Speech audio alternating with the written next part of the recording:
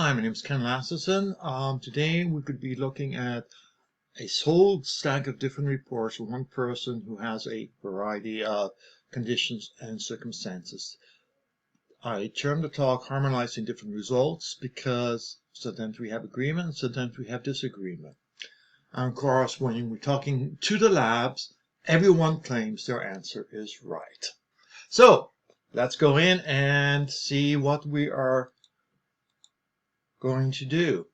Okay, we are in one sense trying to deal with the question of information overload. You get a bunch of different tests from different people, and suddenly you're not sure what to do with them, especially when one disagrees with the other. So for this person, we have a GI map, Cosmos ID, which probably came through Nirvana biome.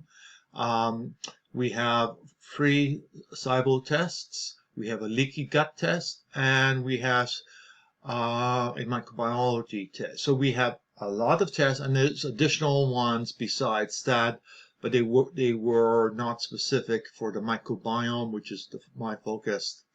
Okay, remember, this is an educational video. It shows you a mechanism to help you understand and for you to raise questions or suggestions to discuss with your medical professional. The usual disclaimer at the bottom saying, excuse me, please go and review the issues with your medical professional before doing anything. Okay, the person's current issues is on the screen before you. There are a stack of issues there. Usually I deal with the fecal, so the Staphylococcus in the nose is not usually within my scope. What I would suggest is you may want to try Simba-4-1, which is a respiratory probiotic. It has very specific instructions on how to use it. Basically, it comes in liquid form. You put a few drops in a glass of water and you basically gargle with it. And it has been done in studies which have been peer-reviewed, which means that it's less promising things without ever demonstrating it. It's actually being demonstrated to be effective.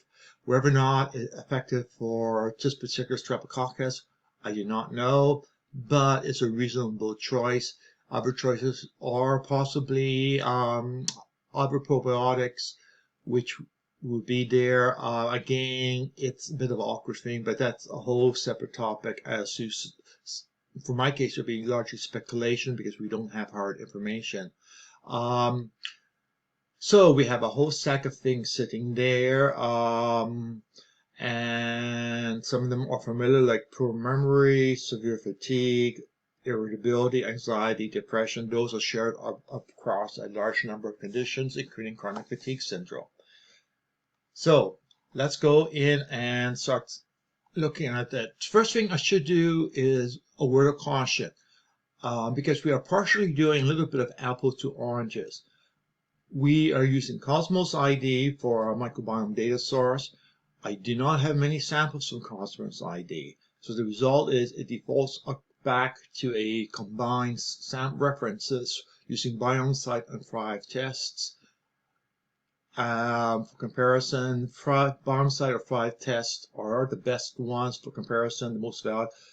And we're actually going to see whether or not we are likely to be able to compare if the numbers from the Cosmos ID and the other two are reasonably comparable, and if so, then they are reasonably usable. And we'll be looking at that and making a judgment call a bit later. And we're going to look at different reports across the vectors. So the next item is very simple. First is alpha diversity. Usually I don't deal with alpha diversity, but I figured this time I will. We have on the right the definition of Cosmos ID, and I looked at that 133. I went and created a database on what the results is and came up with 198. There's several possible reasons why we have a disagreement. One possible thing is if they don't have a minimum number of bacteria, they don't count it, which may be why they get a lesser number than me. If I see any number of a bacteria, it gets counted. Another issue was how is compute is actually seems to be at odds with how alpha diversity is done. There's a very complicated formula involved. So their numbers here I don't feel totally happy with. But in general, I'm not too concerned because I view diversity measure as what I call a pre-random forest concept. It's a flying by the seat of your pants concept. It's an idea of somebody saying, okay, I think this would be a good idea. And it's being accepted as a good idea, a good algorithm, etc. I don't think anybody has shown it to actually be better than something like random forest or any other more modern data science techniques. In general, I do not report on my site because basically I deem it to be noise treatment. So you don't have enough bacteria varieties. That's nice. How are you going to change the number of bacteria varieties? You are now doing a red herring, trying to fix something which is poorly defined, and even worse, has even poor definition of how to address or remedy it. So just as basically a quick FYI, comparing the results, saying, we have some issues. Okay, the Cosmos ID report does give some percentiles, and I went and because I have that sample imported into my system and its percentages based on Biome, Thrive, and Biome Site data. Went and see how they compare percentile rise. I know there'll be some difference always expected because of different lab populations coming in and difference of measurements between the companies. But what I found was that in general, we had reasonably good agreement. None of the agreements would be too significant enough to say that I think we probably have consensus there. There are two cases where they indicated the person had none. But I looked at the sample as it gets processed through my system, and voila, they were. But the numbers were very small, so I suspect that it dropped below a threshold, and thereby they ignored it or did not report on it. So the numbers are close. Some cases very close, 63.7, 65.1, pretty close. 73 versus 74, 49 versus 41 is a little bit more. But in general, none of the numbers are in disagreement, which implies that Cosmos ID numbers as they are reporting are reasonably representative of what the numbers would be coming back from Thrive or Biome Site. So that's what's nice to confirm. Actually, it's very nice to confirm that we have agreement there. Now let's go on and healthy ranges. Here's where we end up having a little bit of difference of professional opinion. I pulled numbers from Microbiome and numbers from matching for Cosmos ID and have it over here. Here I have the high and low range for using the cutoff Motrap bounds mechanism, and here is where Cosmos ID. Some cases they are similar. In general, my ranges are bigger than their ranges. And often their range has low as 0.07, 0.02, 0.02, whereas mine starts at 0. Often mine goes higher than theirs. And I'm not that surprised because I'm pretty sure from the left side of the page that they are using mean and standard deviation approach. Unfortunately, bacterial distributions are not bell curve. They are skewed. So people deeming them to be bell curve get skewed, excuse the pun, by their ranges. Another thing I saw which I dislike, but given the assumption of how they are doing things, is Cosmos chart implies the top and bottom 10% are bad. Bad? They're showing up in red. Now, if one of these columns happened to be bubonic plague or H. pylori, then it was saying if you have 0, that's a bad thing. That's the problem, is the ranges are not bell curves. They are not tidy like they're showing on the chart. So the result is, I look at that chart and said, okay, that's nice, but there's not the mathematics or the logic behind it. The fact that you're the 0 percentile may be significant or it may not be significant. There are, I know for some studies, for a certain population in the world, you won't see any at all. In other populations, you will see 48%. So there's a challenge there in interpreting what healthy ranges are. So their ranges are not too bad. They're tighter. That is, you're going to get a, oh, I'm on the range, I need to correct it, showing up a lot more than with the Kalthoff-Motrep ranges, which means you are going to be chasing a lot more possible false outliers, which is one of my goals, is to not get swamped with things which probably have no real significance, but which may look suspicious. Okay, let's go on. SIBO. As we saw at the beginning, there's a whole stack of SIBO tests done, and we see the results on screen here. There were 3 SIBO tests done. All of them were done using SIBO Canada's test, fructose, number by glucose, another by lactose.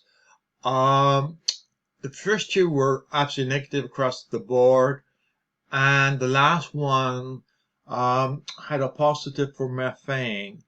And that's a bit interesting because according to the literature I have reviewed, that usually results in hydrogen production, not methane production. So something odd is there. But checking around for the lactulose breath tests, they found that people testing them found that it was not particularly useful for predicting IBS. IBS was one of the possible conditions that somebody has tossed a diagnosis at her.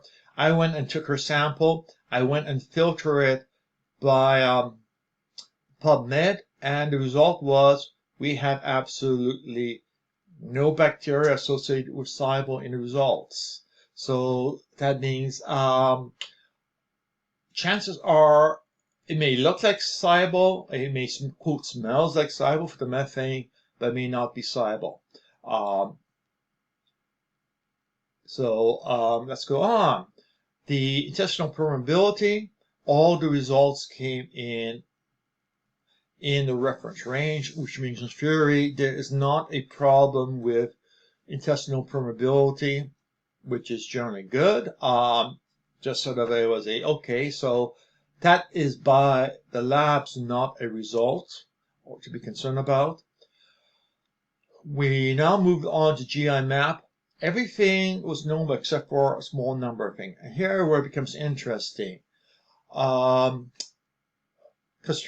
was deemed to be low, but the 16S test results show at the 49th percentile. In other words, right about the middle of people's readings. 50th is dead center, 49 is just about dead center. Bacillus is reported to be high, and 16S test results had it being very low. Streptococcus aureus was reported high. It was not reported on Cosmos ID. Thrive and Biomocyte do report it, and another test panel was included, and it was shown as high, so it was a positive result for something with whatever it was, which they call Streptococcus aureus, which could be actually a different bacteria, which the mechanism of testing ends up flagging there. But when you go into the higher resolution 16S, it doesn't fit. So a bit of fuzziness there. Person indicated it's in her nasal, so that's a separate issue. Streptococcus, was supposed to be high, and Streptococcus supposed to be high, and using 16S we down on the 11th percentile. In other words, it was low. So we have GI map and 16S tops. Does not seem to be that consistent with each other. GI map is older technology. 16S is newer technology, whole different mechanism. So people can debate which is better. Usually I focus on 16S tests because that gives you the greatest amount of data to work from, and hence I prefer having more data than less data. Okay, antibiotic resistance was something showing up on a variety of the tests. I will simply mention that most people want to avoid antibiotics, which is good. Sometimes they may be needed, or they may be needed to expedite matters, like for example with chronic fatigue syndrome. They help speed up the recovery process. Here we need to be aware of something. When you have the results of antibiotic resistance, you should be aware of one thing. The genes for antibiotic resistance are known to hop species, which means that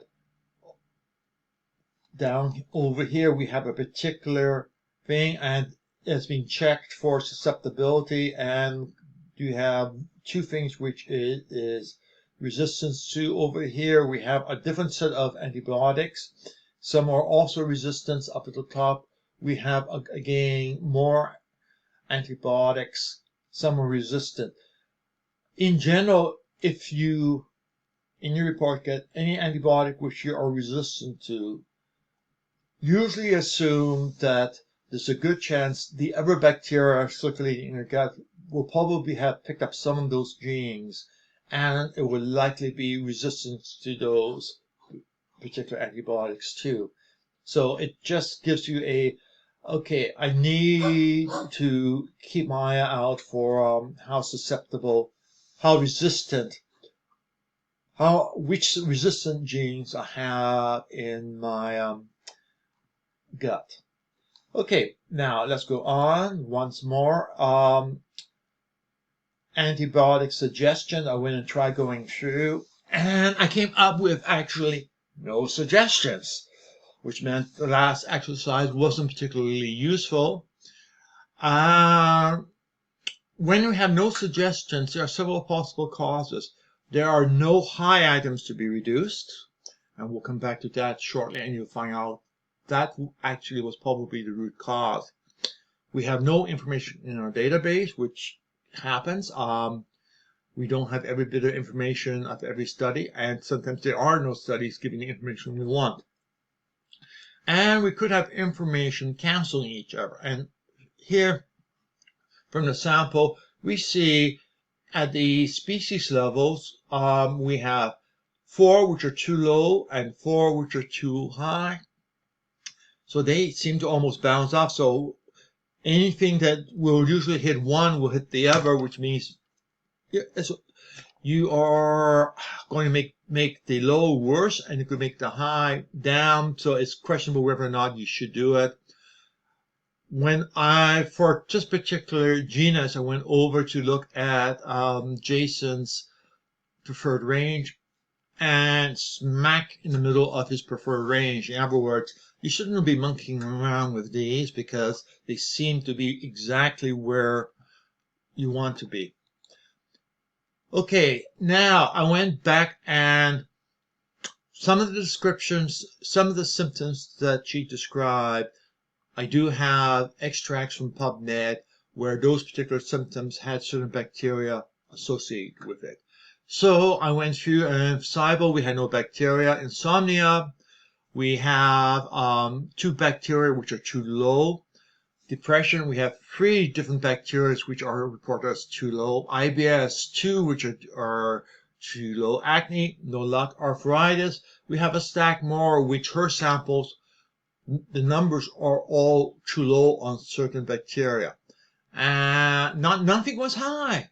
Everything was low, which means that will antibiotics fix a situation where you have everything being low that you want to change?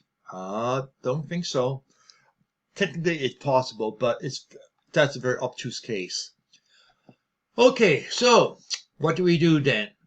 We have a list here of the bacteria which we are concerned about, and if we really want to be targeted, we can go over to My Biome View and check the items desired. So I'll go over and change screens in a second. So if we go to Sample Visualization, My Biome View,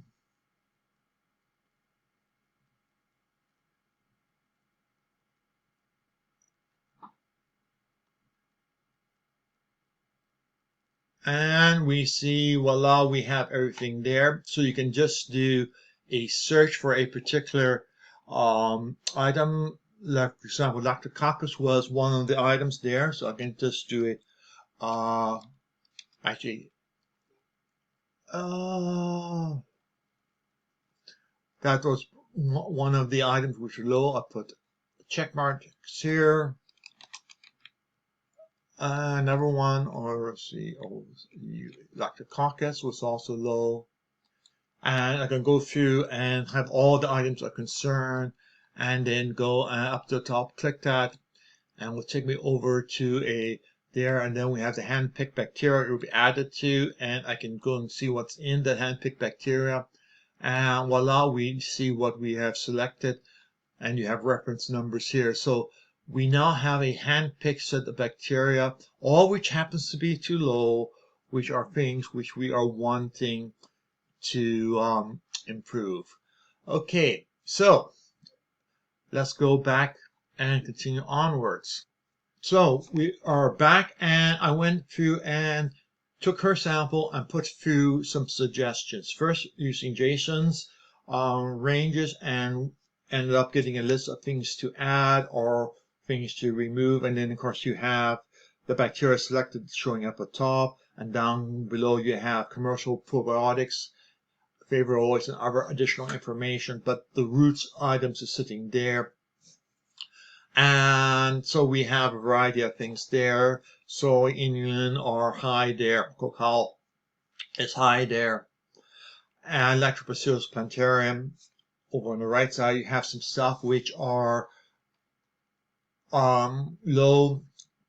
Some of the items you need to just double check against end product production to make sure that it's not an issue with too low in terms of the end products.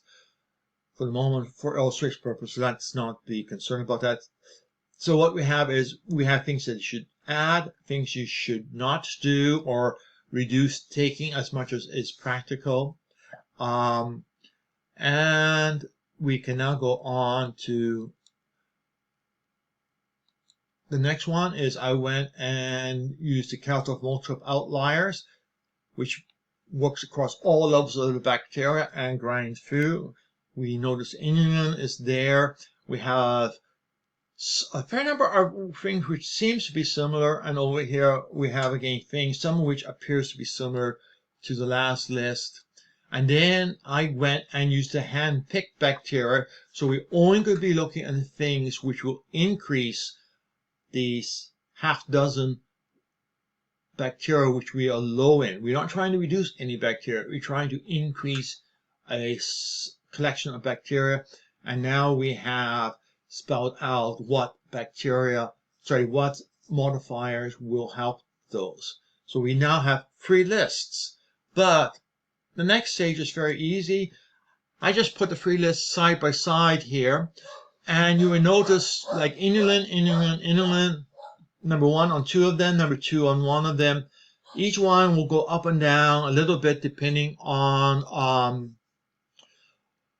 what combination is. There's a fair amount of overlap, and so it's basically variations on the theme, like right here, here, here, voila, same thing there.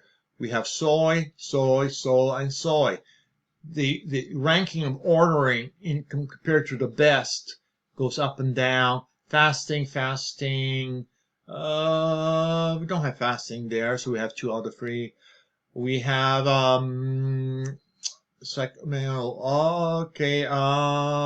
Lactobacillus casei here, and nope, not there.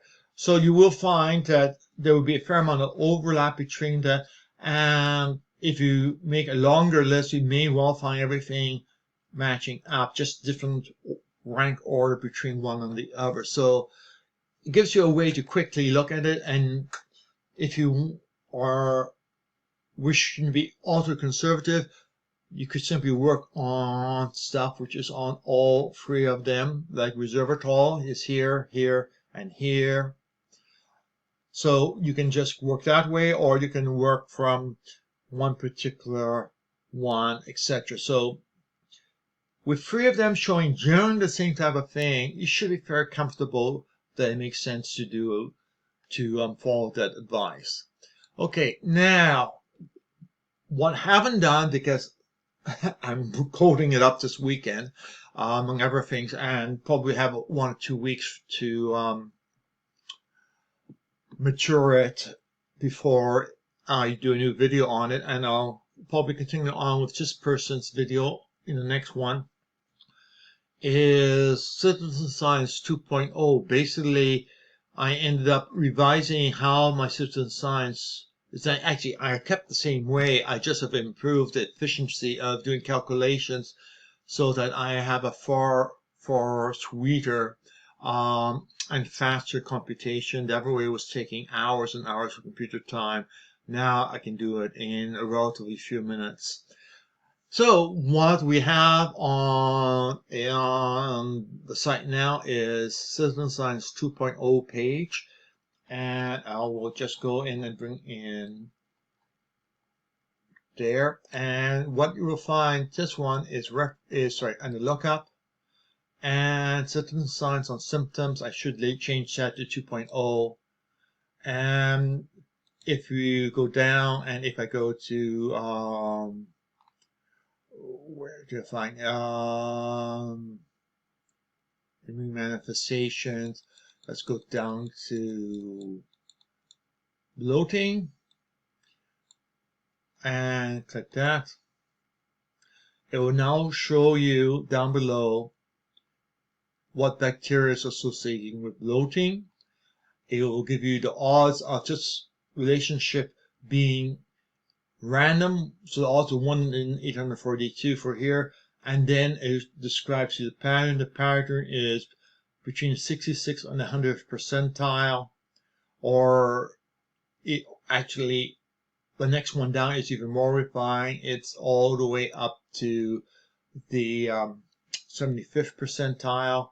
I could, up at the top, if I wanted to, is change it from 1 in 100 to 1 in 20, which will bring in a lot more items.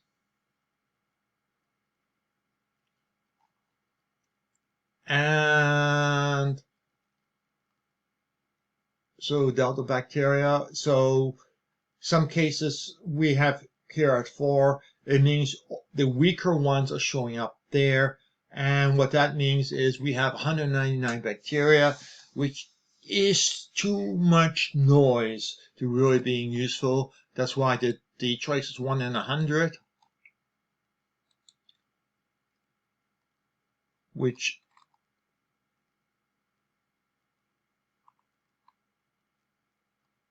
takes it down to 66. If I actually go all the way to 1 in 10,000, 1 in 1,000, then we end up getting down to 14, which are the 4 which are highly significant.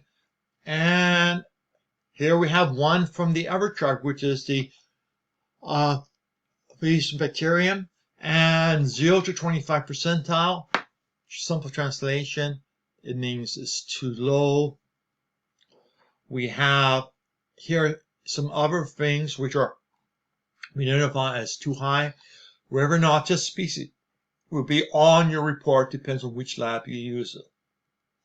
Let me just illustrate that. I'm going to open up the link, and in this case, the only lab that reports this particular bacteria is biome site. Thrive doesn't, nobody else does. So it means that if you want to know about that, again, you may know which species it is, but finding information on how to modify it is a different particular one. But what we have here is we have other things. We have, for example, Streptococcus, which was another one which was identified as being low in the reports, although, yeah, that was one of those which was found to be low in the report. So let's hop back to the report. Let's go back a few pages.